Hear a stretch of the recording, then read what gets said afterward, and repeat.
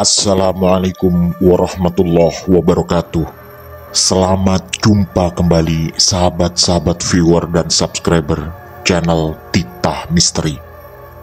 Kali ini kami akan membawakan sebuah kisah misteri dengan judul Teror Kolor Ijo. Selamat mengikuti.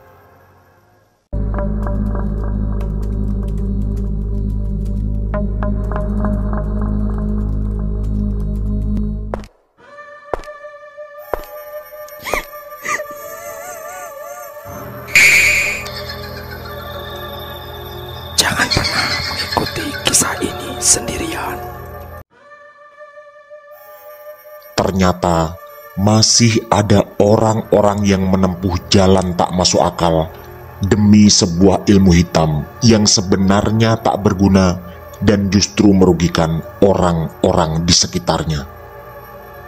Jawa Timur 2003. Namaku Sugito dan orang-orang biasa memanggilku Gito. Saat ini aku duduk di kelas 2 SMA. Kebetulan bapakku sendiri adalah kepala desa yang sedang menjabat saat ini, yaitu Pak Sutrisno. Desaku terletak di lereng salah satu gunung yang asri. Dulu Bapak adalah seorang petani biasa dan kehidupan kami pun sangat sederhana. Tapi karena beliau sangat aktif mengikuti berbagai kegiatan dan juga sangat dihormati warga, akhirnya banyak orang yang lalu mengusulkan Bapak untuk mencalonkan diri sebagai kepala desa. Awalnya kami sekeluarga tak setuju, karena bagi kami tugas sebagai kepala desa tentu tidaklah ringan. Ada tanggung jawab besar yang seringkali harus menomorduakan kepentingan keluarga. Tapi desakan dari warga semakin banyak. Bahkan hampir tiap malam ada puluhan warga yang datang ke rumah untuk membujuk Bapak agar mau mencalonkan diri. Dengan alasan tak punya uang untuk pendaftaran dan kampanye, Bapak pun menolak secara halus. Tapi yang terjadi justru adalah sesuatu yang sama sekali tidak kami duga. Para warga menggalang sumbangan sukarela untuk biaya pendaftaran dan kampanye. Akhirnya, dengan berat hati, Bapak terpaksa mencalonkan diri sebagai kepala desa. Apalagi banyak warga yang sampai memelas memohon agar Bapak mau menuruti keinginan mereka. Sebenarnya sikap warga itu bukan tanpa alasan. Kepala desa yang sedang menjabat, yaitu Pak Broto, berencana mencalonkan diri lagi. Di mata warga, banyak kebijakan-kebijakannya yang justru meresahkan. Jalanan desa yang rusak dan banyak fasilitas umum yang butuh perbaikan sama sekali tak disentuh.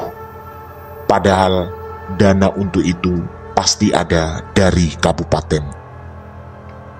Belum lagi banyak anak buahnya yang bertindak seenaknya.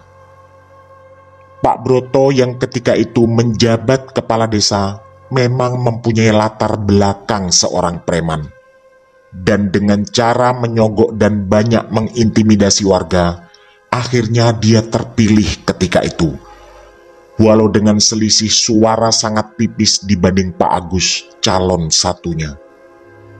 Sebenarnya banyak yang mengaku melihat kecurangan di sana-sini, tapi preman-preman anak buah Pak Broto lagi-lagi mengintimidasi warga agar tidak melaporkan hal tersebut kepada pihak berwenang. Jadilah desa kami dipimpin oleh seorang preman, yaitu Pak Broto. Dan pada pemilihan kali ini semuanya terbukti benar. Bapakku menang telak dan upaya-upaya kecurangan dari pihak Pak Broto tak bisa membantunya. Karena selisih suara yang terlalu jauh, Dan ketika itu banyak orang-orang dari kabupaten yang mengikuti dan mengawasi proses pilkades kali ini. Tapi baru sebulan Bapak menjabat, desa kami dihebohkan dengan maraknya pencurian hewan ternak, terutama sapi, yang anehnya hanya terjadi di desaku dan tak ada di desa lain. Bapak mulai menggalakkan ronda di setiap kampung yang syukurnya cukup efektif. Dugaan yang banyak beredar, ada Pak Broto di balik semua ini. Tentu ada rasa sakit hati yang belum hilang karena kalah dalam pemilihan kepala desa. Warga yang berusaha melaporkan kejadian itu lagi-lagi diintimidasi oleh para anak buah Pak Broto, dengan alasan jika ada yang melaporkan justru akan kehilangan banyak uang karena pengurusan biaya perkara yang tidak sedikit. Tapi Bapak tak mau tenggelam dalam dugaan itu. Beliau tetap meminta semua warga untuk tak berburuk sangka dan tetap fokus menjaga keamanan. Semuanya berjalan lancar dan tak terdengar lagi laporan tentang kehilangan hewan ternak. Tapi kini ada laporan baru yang sangat mengejutkan. Sekitar jam 6 pagi, ada sepasang suami istri yang datang ke rumah untuk bertemu dengan Bapak. Aku mengenali mereka, yaitu Pak Jono dan Bu Murti istrinya. Karena kebetulan waktu itu libur sekolah, aku pun ikut mendengarkan pembicaraan. Ternyata mereka berdua melaporkan bahwa tadi malam mengalami kejadian yang menyeramkan.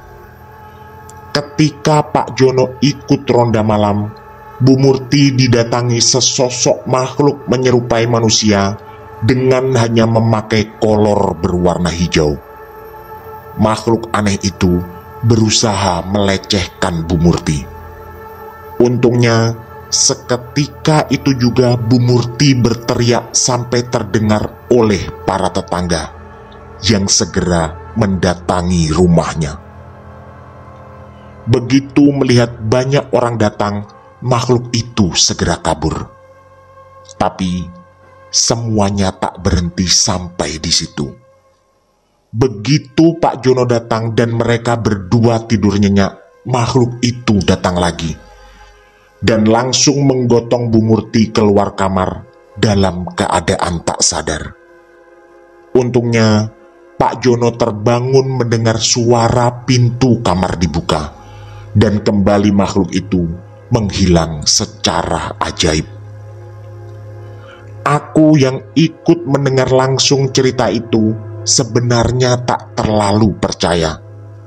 Apalagi yang melihat makhluk itu hanya suami istri ini dan tak ada saksi lain.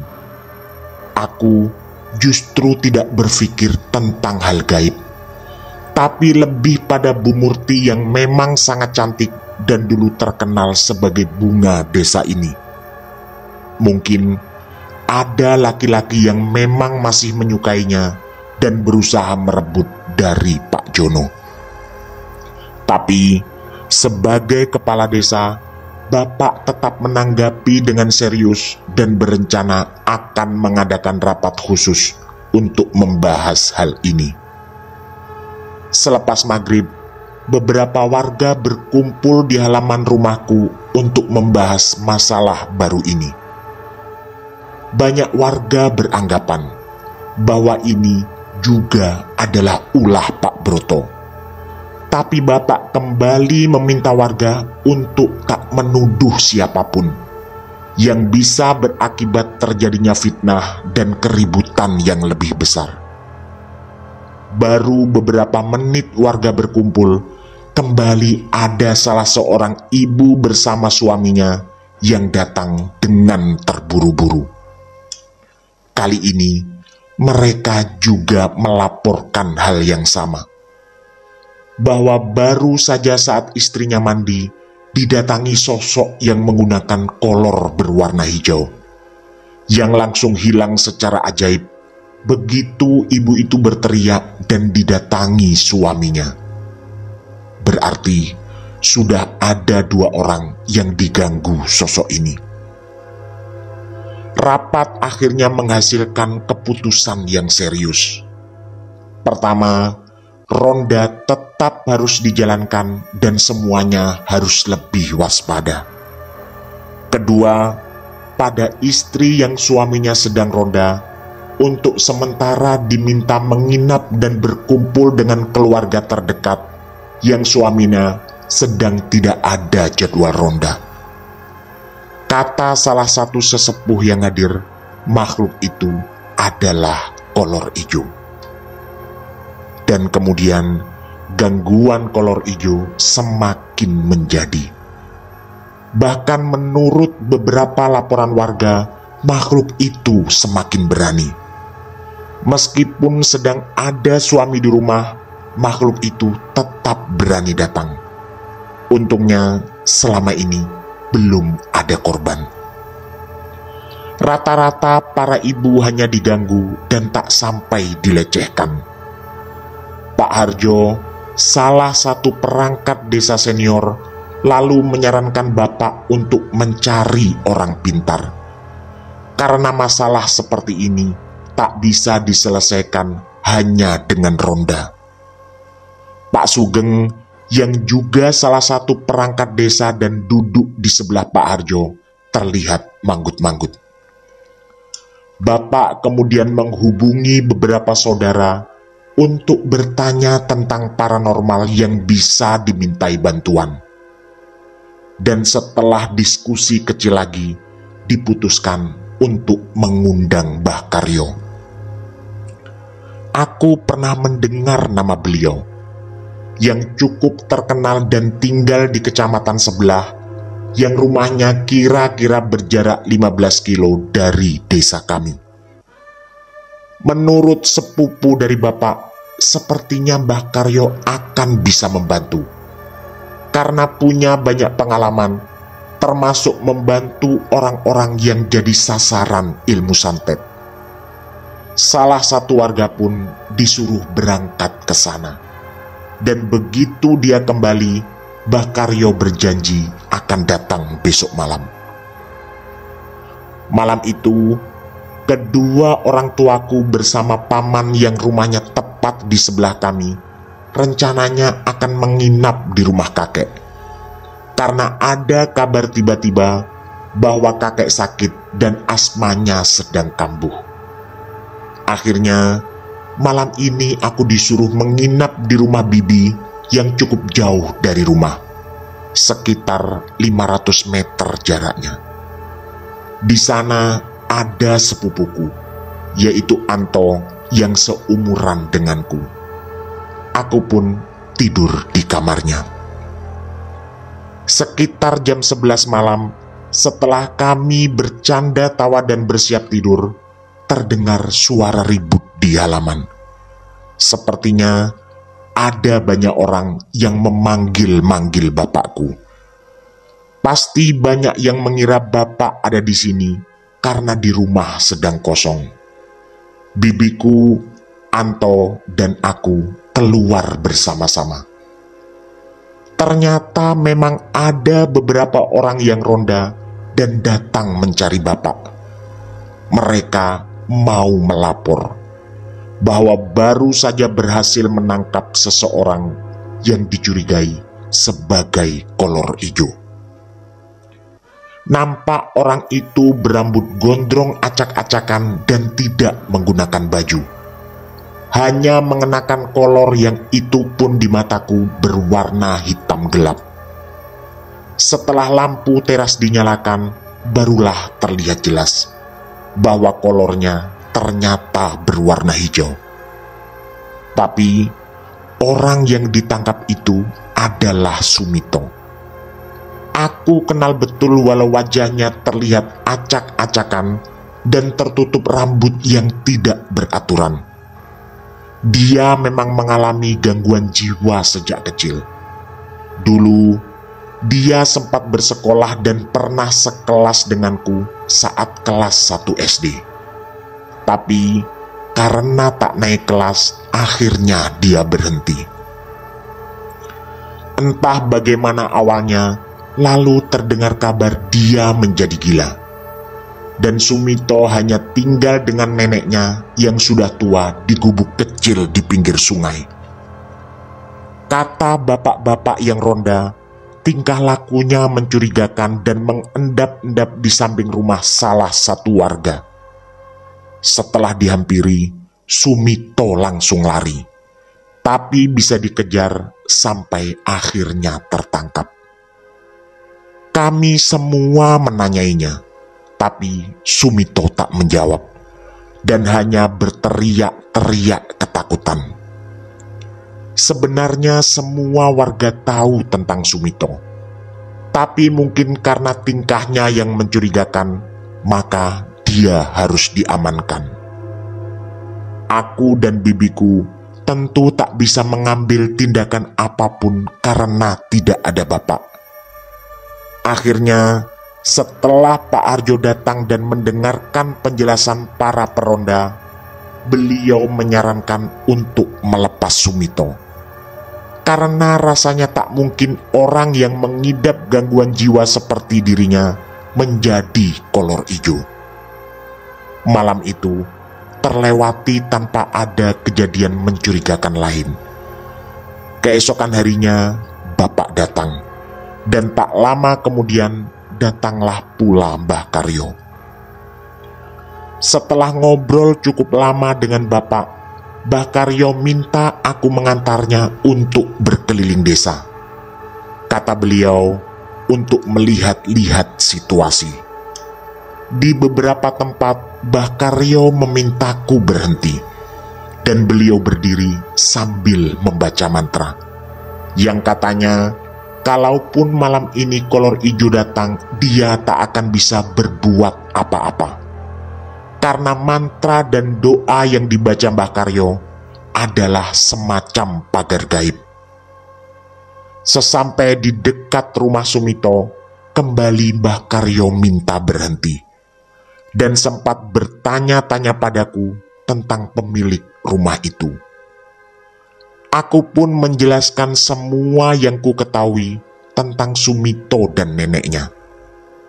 Pertanyaan Mbah Karyo sangat detail, dan aku menduga beliau melihat hal gaib di rumah itu. Bahkan Mbah Karyo sempat mendekat, tapi langkahnya terhenti saat nenek Sumito keluar rumah, dan mereka berdua saling bertatapan cukup lama. Nenek Sumito sepertinya cukup khawatir melihat kedatangan Mbah Karyo. Mereka berdua kemudian ngobrol sebentar, yang di telingaku hanya sebatas basa-basi, dan tak lama setelah itu kami pun pamit pulang. Sesampainya di rumah, Mbah Karyo minta semua peserta ronda malam ini untuk berkumpul terlebih dahulu, karena ada sesuatu yang akan beliau sampaikan yang katanya amat sangat penting. Kata Mbah Karyo, setelah berkeliling desa, beliau bisa menyimpulkan kolor ijo memang ada, dan pelakunya adalah salah satu warga desa ini. Kata Mbah Karyo lagi, kolor ijo melaksanakan aksinya dan sasarannya memang adalah para perempuan, dengan tujuan memperkuat ilmu hitamnya. Kolor ijo tak akan berhenti sebelum dia menggauli perempuan sampai jumlah tertentu, karena memang begitulah persyaratan ilmunya. Menurut Mbah Karyo, ilmu yang sedang dianut si pelaku sebenarnya adalah ilmu yang cukup kuno, tanpa menjelaskan lebih lanjut tentang apa maksud dari cukup kuno itu.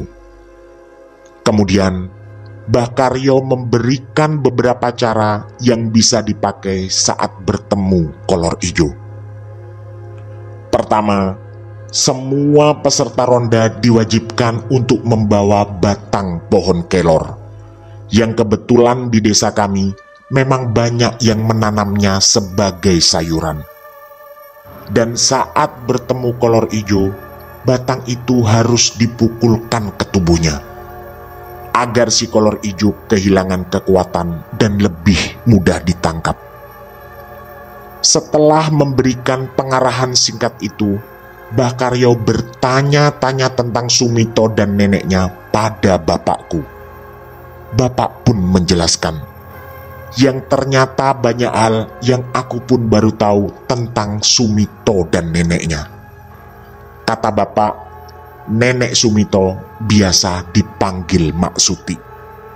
Dulu Mak Suti tinggal bersama suaminya.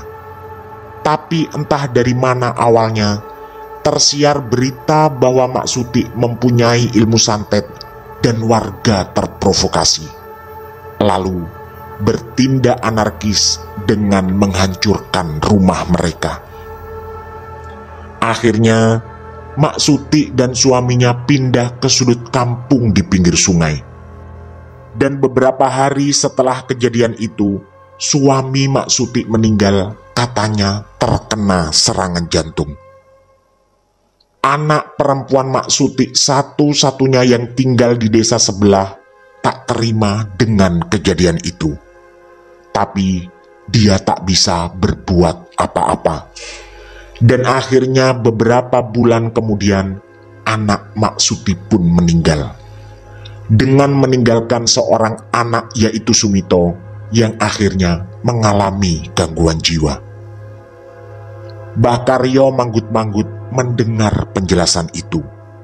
Memang beliau sendiri adalah seorang pendatang yang baru sekitar 10 tahunan tinggal di kecamatan sebelah. Konon Mbah Karyo sebenarnya adalah pendatang dari Jawa Tengah. Kalau mendengar cerita bapak, sepertinya ada kemungkinan memang Sumitolah pelakunya. Bisa jadi dia berpura-pura gila dan menyimpan dendam pada warga atas perlakuan yang dulu diterima kakek dan neneknya.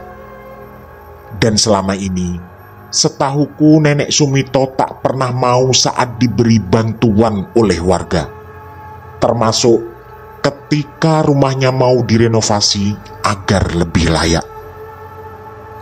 Akhirnya, karena merasa kondisi sedang sangat genting, Mbah Karyo memutuskan untuk menginap di rumahku. Kata beliau, akan menginap di sini sampai teror kolor ijo tidak ada lagi.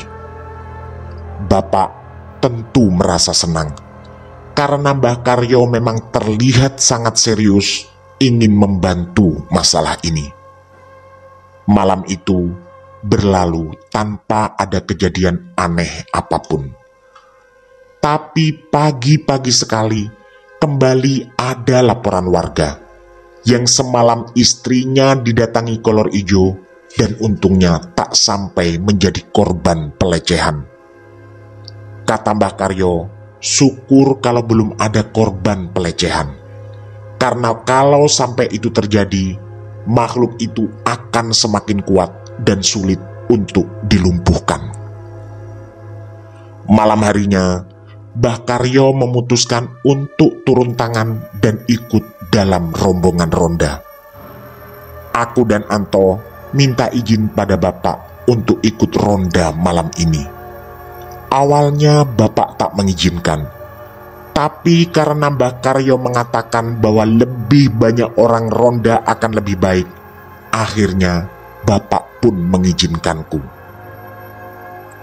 Sekitar jam 10 malam, kami mulai berkeliling. Aku dan Anto ikut kelompok ronda yang beranggotakan 10 orang, termasuk Mbah Karyo. Jujur, aku memang memilih kelompok ini karena ada Mbah Karyo di dalamnya. Sesampainya di depan balai desa, Mbah Karyo menyuruh kami berhenti dan kami dibagi menjadi 2 kelompok untuk mengelilingi balai desa. Kami pun lalu berjalan mengitari bangunan itu. Begitu sampai di belakang balai desa yang hanya pekarangan kosong dengan semak belukar, Mbah Karyo memanggil kami untuk berkumpul. Ternyata di sana Mbah Karyo menemukan beberapa wadah yang terbuat dari tanah liat. Dari wadah-wadah itu terlihat ada kemenyan yang masih mengepul. Kata Mbah Karyo, itu adalah alat ritual kolor ijo. Berarti makhluk itu tak terlalu jauh dari sana. Semua langkah rombongan kami di bawah komando penuh dari Mbah Karyo. Lalu kami pun mengikuti langkah Mbah Karyo sampai ke depan rumah Pak Sugeng.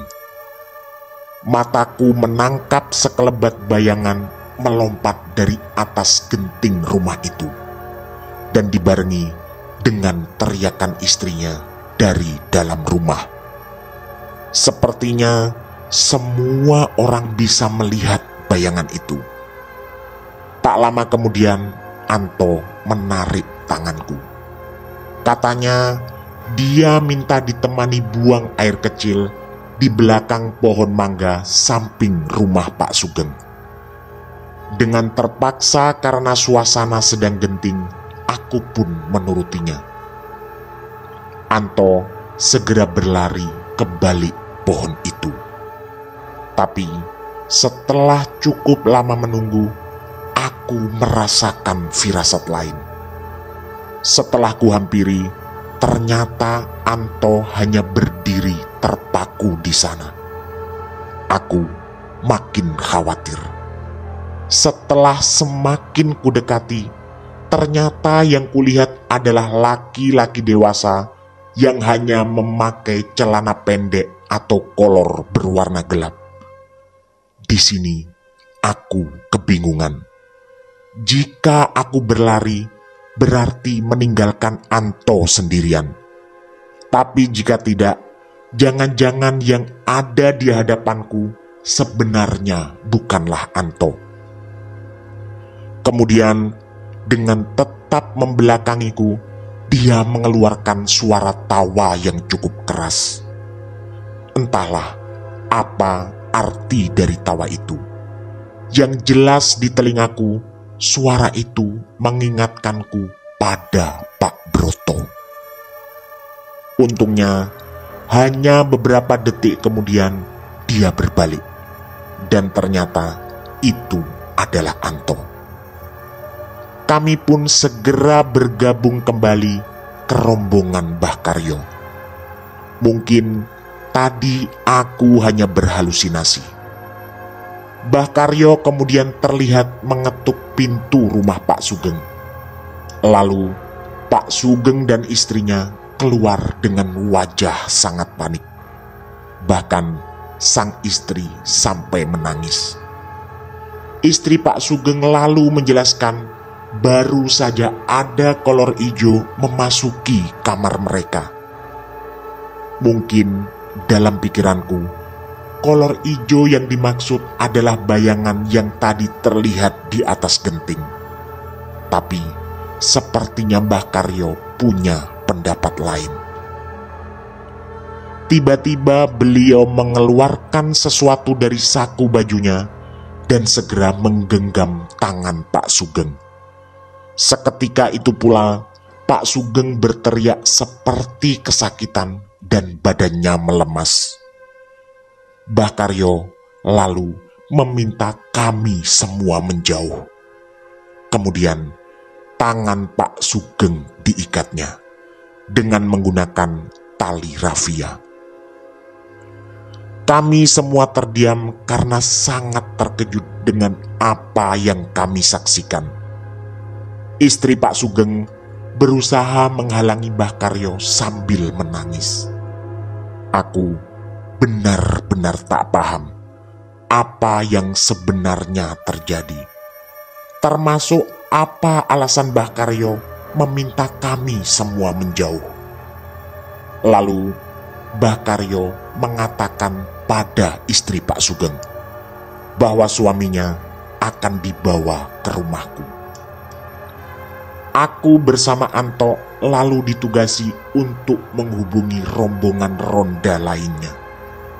Tapi ada keanehan yang kemudian terjadi.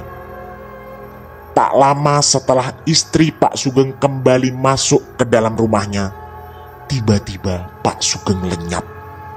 Dan yang tersisa hanya tali rafia berlapis yang tadi diikatkan padanya. Mbah Karyo lalu terdiam. Tak lama kemudian mulutnya seperti komat kamit membaca sesuatu.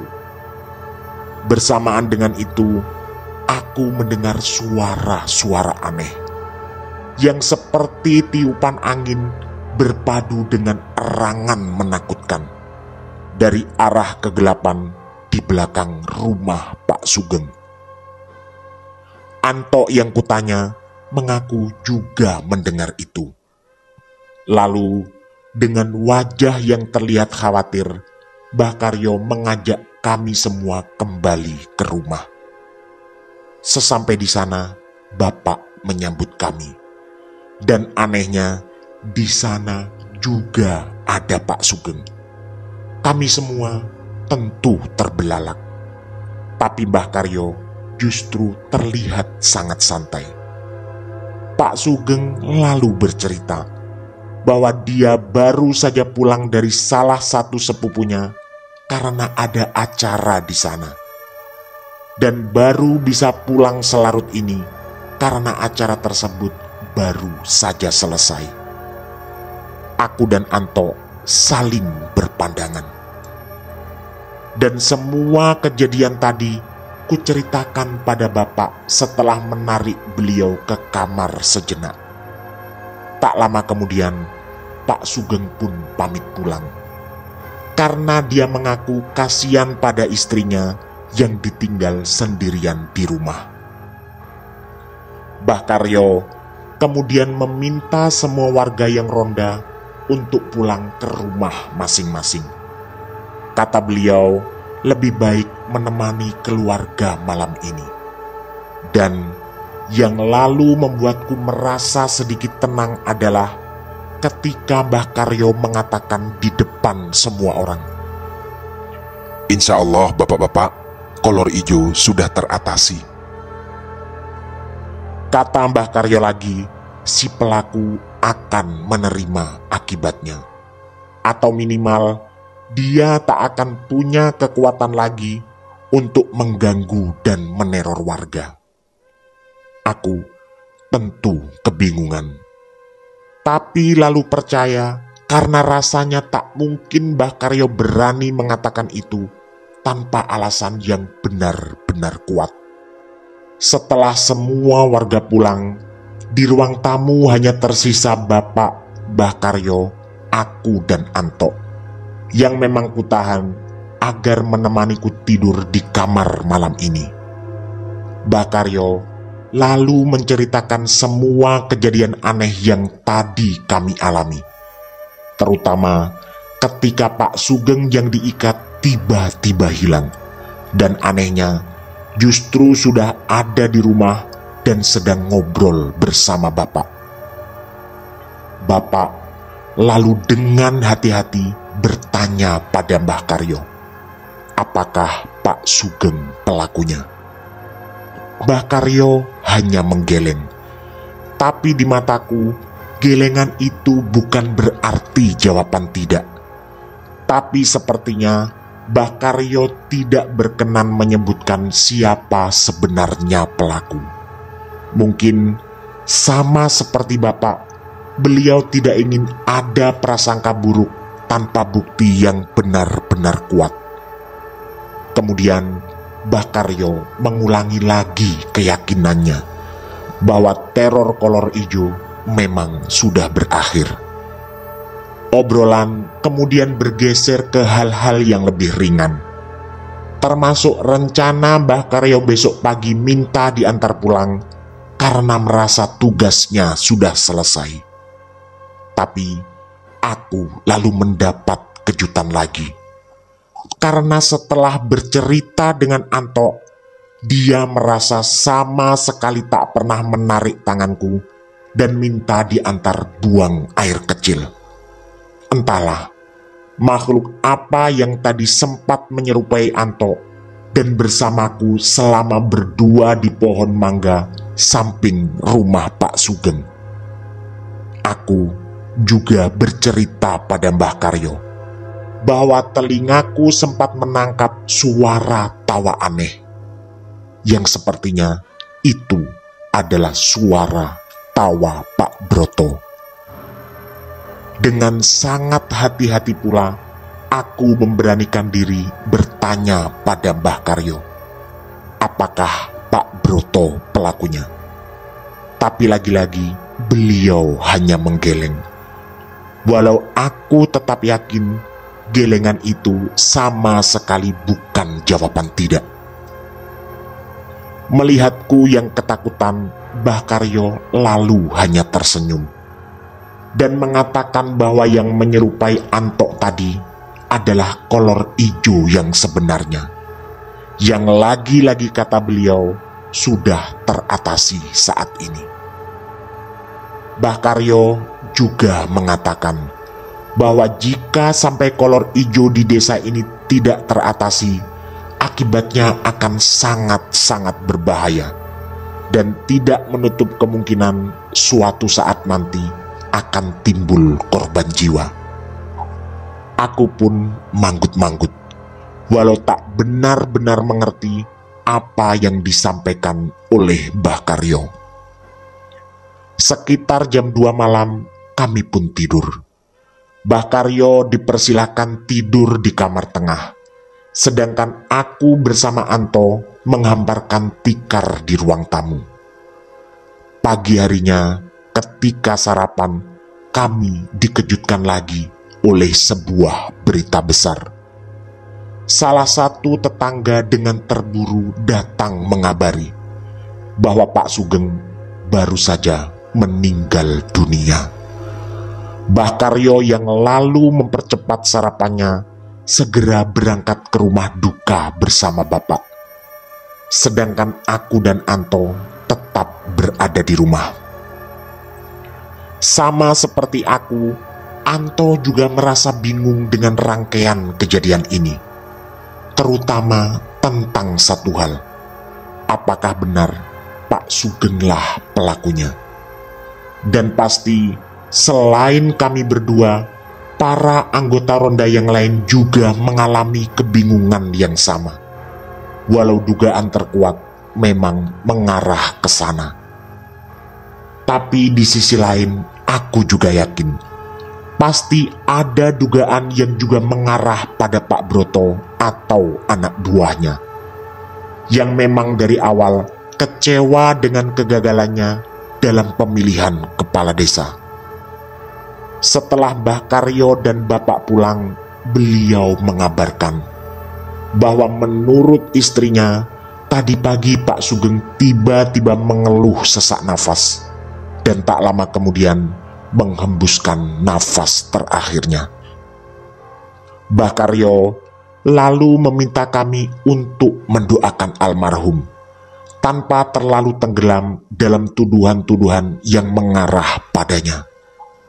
Mbah Karyo terlihat sangat bijak dan tetap menyimpan sebuah rahasia yang mungkin beliau sebenarnya tahu.